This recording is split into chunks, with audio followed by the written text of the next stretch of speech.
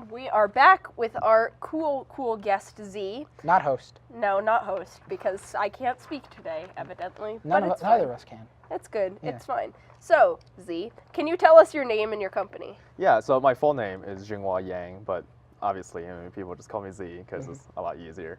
So I'm the founder and executive producer of Serenity Forge. Okay, cool. Something we kind of ask everyone. What is your nerd cred? Obviously, we're a nerd show, so.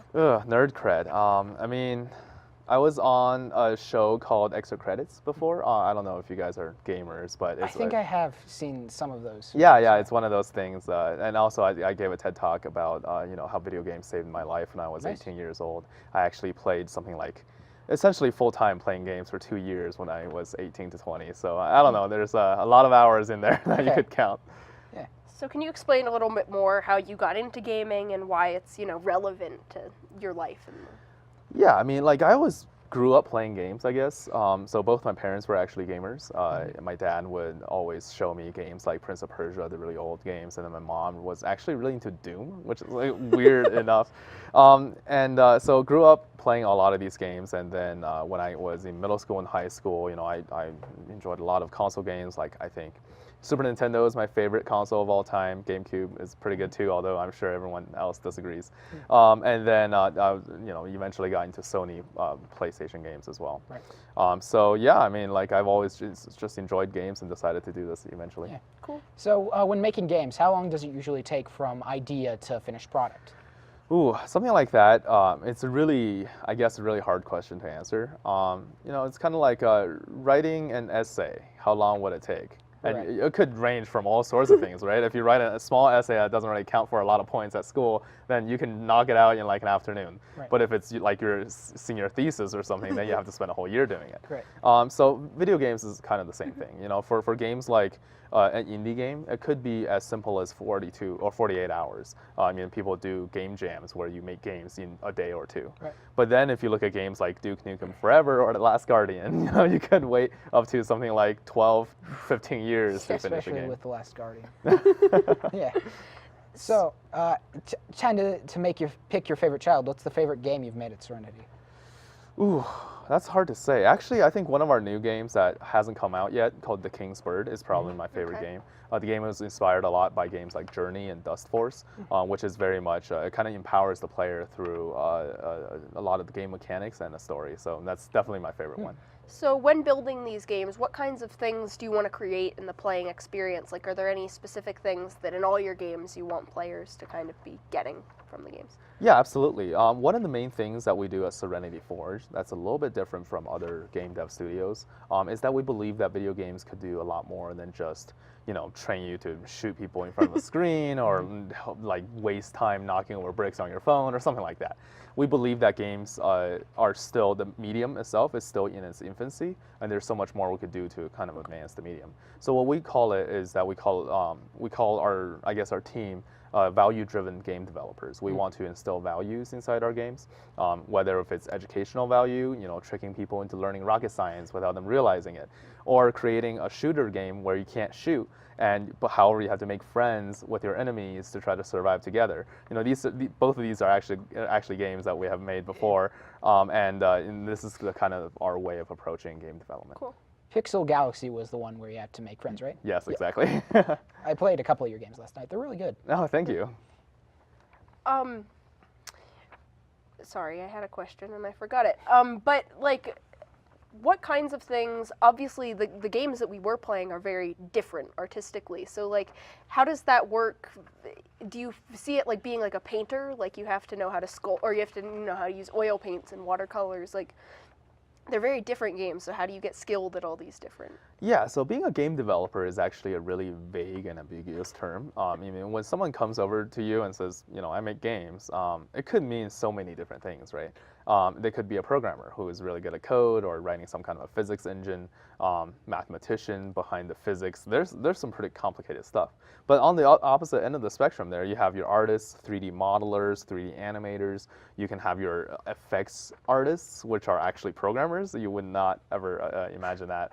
And then you, of course, you have your business people, your marketing professionals, audio engineers, people who control, like sound engineering and a lot of the music composition. I mean, like, all of these things, until you really dig deeper into what that game developer does, you're not really going to know. And I guess it's kind of like the fun part of game development. For a small team like ours, our team is only 8 people. We get to kind of have our hands in all sorts of things. Like, for example, I do a lot of the audio in our team. In fact, I'm the only audio engineer right now in our team. However, I started off as an artist and then eventually learned C++ programming, that got into programming. And there's just all sorts of different things that you have to, get good at before you can even start making games. Cool. Usually, what kind of person makes a really good game designer, do you think? I think a really good game designer, contrary to what someone would believe, I believe a really talented game designer actually gets inspiration from outside of games. People who play a lot of video games, I believe that they get so much inspiration from other game devs that they don't. They tend to lose their own inspiration for what games should be. I mean, imagine the first movie that was ever made, right?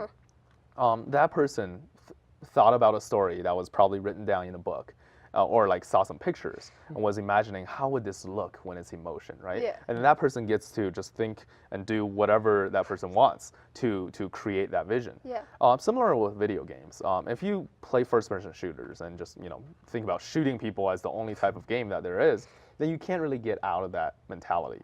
Whereas there's a really popular game that was released a couple years ago called Papers, Please.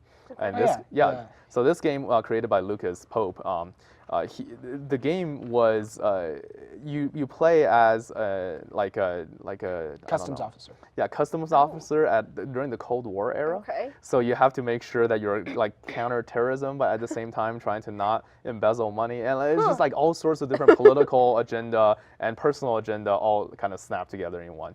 So a game like that would never come out of someone who only played games. Yeah. I mean, I actually spoke with Lucas at one point, and he told me that his inspiration was actually working in accounting a little bit, during his brief time in that field, and he hated it, and he wanted to make a game that kind of reflected what it felt like. What connection do the games that you build have to like your personal life? Like obviously he drew from accounting. Like when you build your games, do they relate to things that have happened in your real life as well?